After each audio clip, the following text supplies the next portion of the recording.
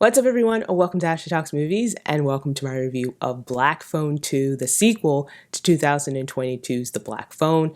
Director Scott Derrickson returns, reteaming with C. Robert Cargill, the co-writer of the first movie. Mason Thames stars as Finney, who is still shaken by his encounter with the serial killer known as the Grabber from a few years before.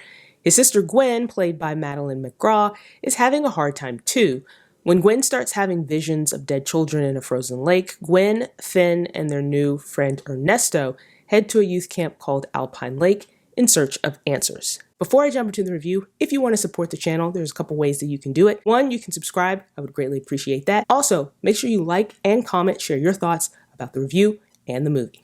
What happened in that basement really changed it. Finn, I had a bad dream. It was about missing kids. I liked The Black Phone when it came out.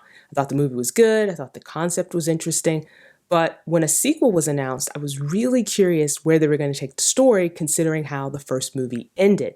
With Black Phone 2, they basically take what was established in the first movie and go in a slightly different direction. Sometimes it works, sometimes it doesn't. A big change is that Black Phone 2 leans much harder into the supernatural than the first movie did. The Black Phone had some supernatural elements, like how Finn was able to talk with the Grabber's other victims from beyond the grave, or how his sister Gwen had visions that helped track down the Grabber. But that still had a very grounded story that played out more like a true crime thriller than a full-blown horror movie. But here the supernatural is front and center, and with that shift, Gwen becomes a more central character, and so we get more insight into her psychic abilities, including those visions, and how they all connect to what she and Finn experienced in the last movie with the Grabber. Speaking of the Grabber, and I don't consider this a spoiler because I think it's pretty obvious with everything that's been shown in the trailers and the marketing for this movie, but the Grabber does return. I won't say how the Grabber returns, I'll keep that part spoiler-free, but the way the Grabber is brought back actually worked for me. It didn't feel forced and it didn't feel out of place at all, and it ties into the mythology that this movie is trying to expand. We also get a different setting here, which I thought helped give the movie an eerie vibe. Most of the story takes place at this Christian youth camp that Finn and Gwen visit because Gwen keeps getting visions of it and she wants to understand why. And they get stuck at the camp after a big snowstorm, so they have to stay in these remote cabins. There's this feeling of isolation. And while they're there, Gwen's visions get stronger and more dangerous. And then also there's the threat of the Grabber. So there's also this growing tension because of all these things that are happening, and it's a place that they can't escape. Another thing I liked was how the visions that Gwen has are shown. They are very dreamlike, and the movie basically switches to this retro Super 8 style footage to depict those visions. And I liked it because I thought it was a cool effect, but I also thought it helped the audience tell the difference visually between what Gwen is seeing from the other side and what's actually happening in the real world. The performances are strong. Finn and the other characters are older now, but they're still grappling with what they experienced with the Grabber.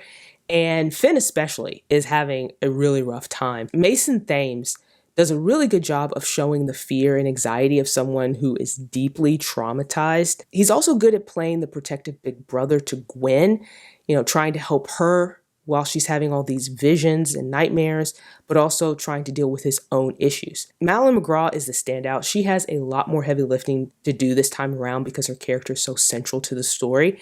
She has to go through so many emotions, and you have to believe her character is being tormented by these nightmares, and she absolutely delivers. If you're a horror fan and you're watching Black Phone 2, it'd be hard not to notice all of the nods to other horror movies that are sprinkled throughout this movie, like A Nightmare on Elm Street or even Friday the 13th. I actually thought the references were a nice touch and they didn't feel too overdone, although I will say the Nightmare on Elm Street influence here is very, very strong. Not everything works in Black Phone 2. This movie has some pacing issues. The first movie moved at a slower pace and took a while to get going, but this movie is really slow to start and it drags in places. And I think part of that is because the first half of this movie feels like not much is happening. And also, this movie is a bit too long. The dialogue here is just ridiculous. Characters say things that will probably make you laugh when you shouldn't. At least that was the case with the screening that I was in. There was one specific scene that I don't think was supposed to be humorous that people were laughing at, and I think it was just because of the dialogue, but also maybe even the delivery. Now, I think the Grabber is a very effective villain, but I don't think the character is used to its full potential in this movie. Part of the reason is because the movie is trying to expand the mythology, so a lot of time is spent on establishing backstories for different characters, and unfortunately, the Grabber gets sidelined a bit, and that's a shame because, I mean, it's Ethan Hawke. Overall, I thought Black Phone 2 was a solid sequel that at least tried not to just repeat what was done in the first movie. It expands the story in interesting ways that feel reminiscent of other horror movies. Not everything works, but at least it was entertaining, and I think if you enjoyed the first movie, you'll enjoy this one too. So those are my thoughts on Black Phone 2, which is out in theaters this week. Do you plan on seeing it? Let me know in the comments. And if you haven't done so already, please like and subscribe. See you next time, everyone, and thanks for watching.